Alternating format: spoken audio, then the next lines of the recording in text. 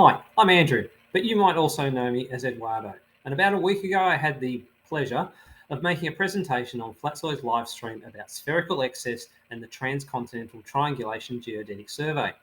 The survey procedure that results in the finding of spherical S is actually very simple. Right. You go to a few locations and you measure the angles of the other locations you can see from there. There, there.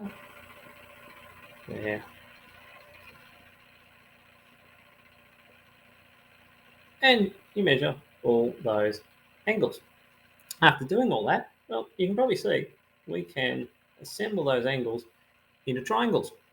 And so in one triangle, you just take these three angles and add them up. Now, on a planar surface, that will add up to exactly 180 degrees.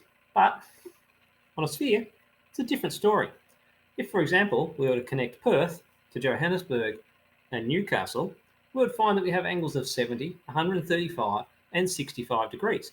Now that adds up to 270 degrees. So that is in excess of 180 degrees. Now, Flatzoid claims to have been debating surveyors for years. I've actually been debating this for many years. But he sure started off badly in the discussion after my presentation.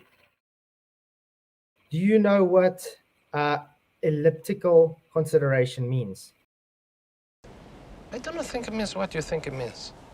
So maybe he's aware that we are in an era where we know the shape of the Earth so well that we update our national datums regularly to account for such small changes as continental drift, and surveyors can confidently project their observations onto a spheroid without first having to prove that the Earth isn't actually flat. Now, he also confused data averaging with spherical excess. He claimed that being able to see one 3,000 metre peak from another 3,000 metre peak 100 miles away was a flat Earth proof. He thought that the surveying term horizontal control was also a flat Earth proof. And he thought that in this picture of the preparation for a length measurement of the surveyors had cleared a path through a valley so they could see their target on a hill. But the major rebuttal he had was that measuring the angles optically was the cause of the excess.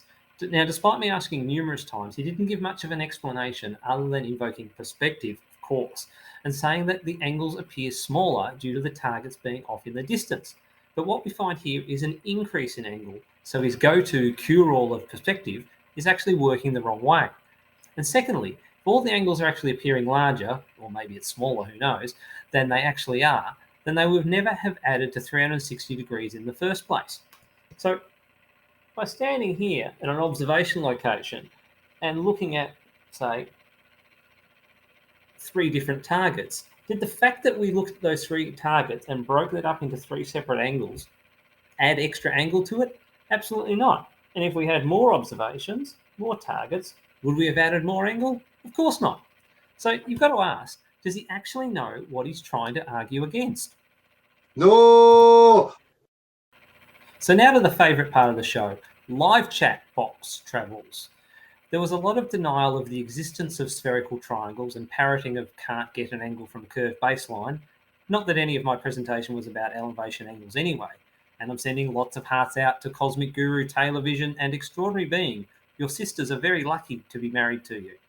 Meanwhile, Arwen can't comprehend that if our spherical eyeballs explain why the Earth looks spherical, why do flat earthers always say, it looks flat to me?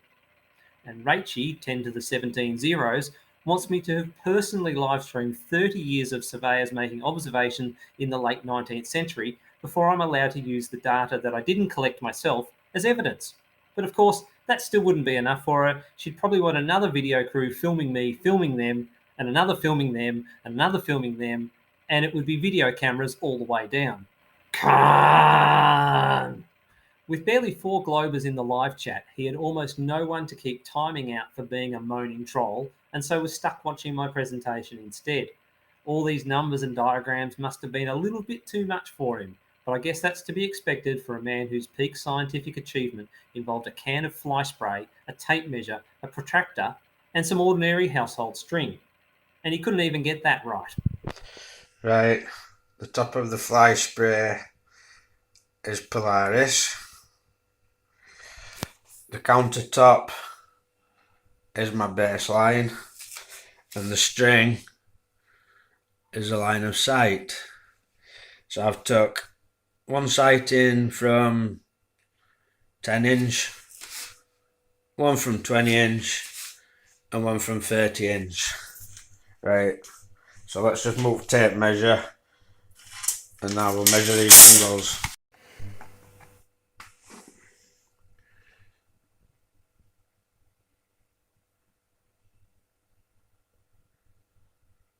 .40° elevation angle. 25° elevation angle. About 11 or 12° elevation angle. So thanks, Flatzoid, and good luck with top left. I'll be voting for you. If things go well, you'll have yourself a 5th t-shirt to wear on your live streams. And I'll leave you with this personal demonstration from Mr. Second Law of Thermodynamics himself, of gas expanding to fill its surrounding.